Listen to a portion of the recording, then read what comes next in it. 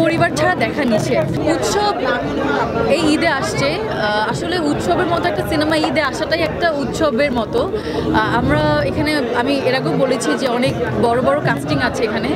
তো ঈদে সিনেমাটা মুক্তি পাচ্ছে, আমি বলবো সবাই গিয়ে দেখবেন, কারণ এই উৎসব সিনেমার ট্যাগলাইন হচ্ছে পরিবার ছাড়া দেখা নিষেধ।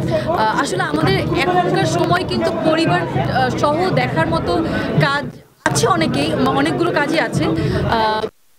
এমন একটা কাজ যেখানে আসলে কোনো ভায়োলেন্স নেই, কোনো রক্তারক্তি নেই, কিচ্ছু নেই। আসলে এটা খুবই পারিবারিক গল্প বলবো, যেখানে একটা একটা পরিবারের গল্প। It's a film in a film, আসলে একটা গল্পের ভিতরে গল্প। তো এটা আসলে পরিবার, বাচ্চা কাচ্চা থেকে শুরু করে বয়স্ক মানুষ সবাই এটা ভালো লাগবে, সবাই এটা এনজয় করবে। তাই এটা বলা হয়েছে যে পরিবার ছাড়া দেখা নিষেধ। আর আমিও বলবো পরিবার সহ দেখতে যাবেন আপনারা।